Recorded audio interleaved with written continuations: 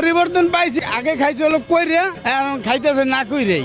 আগে দেশের উন্নয়ন করে খাইছে, কাজ করে খাইছে, কাজের বিনিময়ে এরা খাইবই। তারা রাজনীতি করতে আইছে, এরা সবাই খাইব। এখন হলো গিয়ে কাজ না কইরা খাইতেছে, এরা খাইতেছে কাজ না কইরা। কোনো কাজ হইতেছে না, রাস্তায় হেন্দা ভাঙ্গা হন্দা ভাঙ্গা, ওনে মেনালে ডাকনা নাই। আমরা কইতে এই দেশের অবস্থা যদি মানুষ ভালো থাকতো তাহলে এই সিনজির যাত্রী অনেক থাকতো। সিনজির কোনো যাত্রীই নাই। তোমরা বাসের জন্য হাজার হাজার মানুষ বাসের জন্য স্ট্যান্ডে খাড়া থাকে, যারে দেখলে বুঝা যায় যে উনি সিনজির যাত্রী, উনি একটা লোকাল বাস হোটেলে খাড়া থাকে, কারণ ওনার ইনকাম নাই, উনি খুব সমস্যায় আছে। দেখাইছে কি পেঁয়াজের দাম কমাই দিছে, আলুর দাম কমাই দিছে, আলু খাইলে ডায়াবেটিস বাড়ে। আলু 1 কেজি হলে 3 দিন খাওয়া যায়, এই আলু কমাইলে কি হইব? চালের দাম কমান, 1 কেজি চালের দাম 90 টাকা কেমন দিতেছে।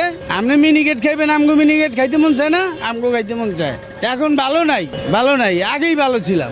দ্রব্যমূল্যের দাম সত্যি কথা বলতে গেলে তো আমরা ভাই বাজারেই যাইতে পারি না, টাকা না থাকলে বাজারে যাই। Likey